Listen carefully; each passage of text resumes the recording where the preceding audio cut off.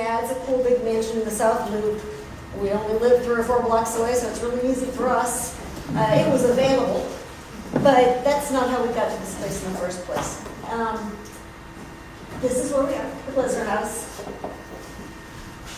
There's a nice overview. I first came to the Glesner House when I was in junior high. I didn't remember this until years later. Years later when I was probably early 20s, I think it's in my early 20s, I came across a book of miniatures. I got really into miniature things. Like when Baby Oreos came out, I was like, oh, big Oreo, baby Oreo. Take anything and make it little.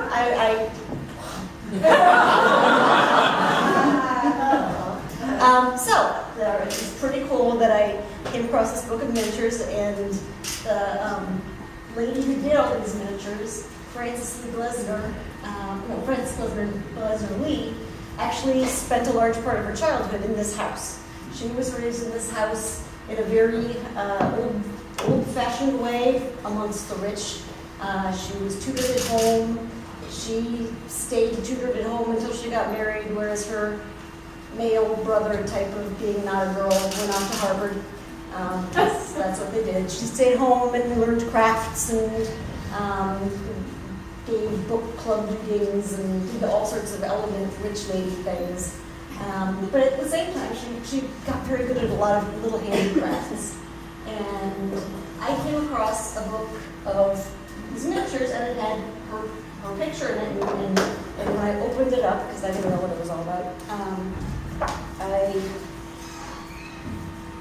saw in it the picture of where we are. And I'm like, that cued into this little tour I'd gone on here back in the 80s. And I was like, cool, she's local, she's something. So, one of the really cool things she did was did a whole display of the Chicago Symphony Orchestra. This was given to the Chicago Symphony Orchestra. I think they lend it back here from time to time. And these are detailed down to actually looking like what the people in the orchestra did. She did extremely detailed work. You can't see how tiny this is, but these are little tiny doll-sized handmade slippers, pretty pink, hand-done rug. Very detailed, individually, ornate, handmade art.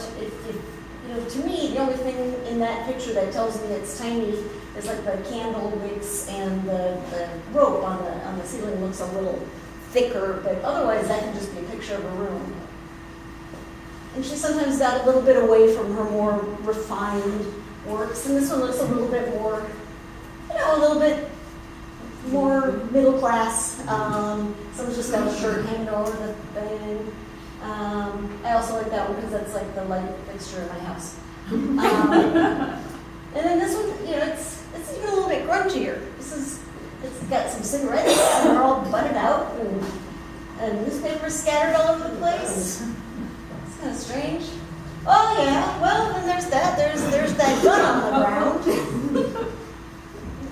This may have more than we really expected. Oh, right. I was in medical school when I bought this book, or residency, and it was little miniatures of death scenes. Created by hand by a wealthy, life of luxury woman who, after she got out from the hands of her parents and away from her unsuccessful marriage, found what she truly wanted to do in life, which was encourage the study of legal medicine. It's like pre-CFI, CSI, whatever the TV one, CSI. And it was an era wrought with coroners weren't doctors. Coroners were some guy who got elected to say, yeah, looks like he maybe drowned or something. And police investigators who would go to different death scenes and trample all over the blood steps and smush there was a big pile of blood over in the corner. Well, let's just clean that up. We'll worry about that later. Pre-photographs. So what she did was create a series of dioramas that had a lot of clues in them, a lot of things. to use them to train police officers. And she started a legal medicine department at Harvard, which eventually closed. But these studies have all been moved over to the Baltimore Medical Examiner's Office, and they're available to be seen. So the next few that I'll show a little bit more of the darker side.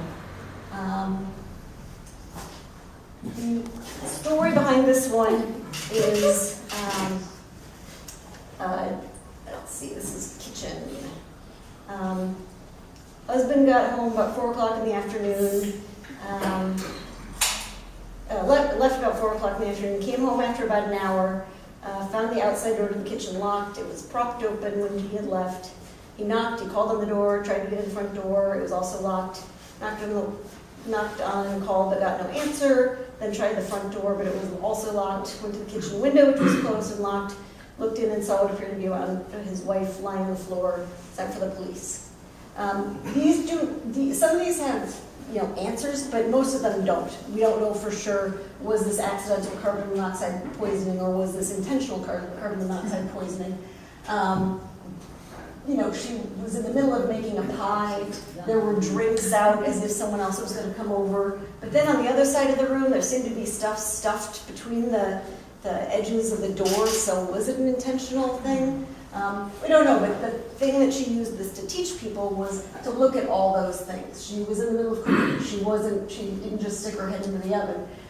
She was in the midst of doing preparations, so it seems much more likely to be an accidental sort of situation than murder, but maybe someone stuffing those things around the doors meant it was a murder that they're trying to make look like an accidental shooting.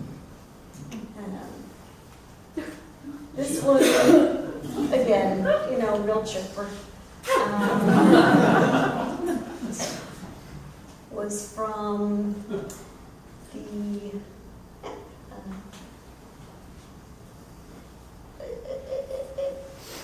3-room dwelling.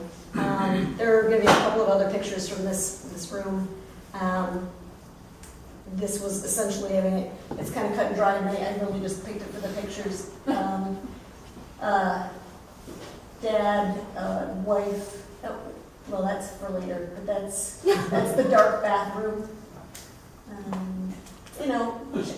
She also did nice orchestra people.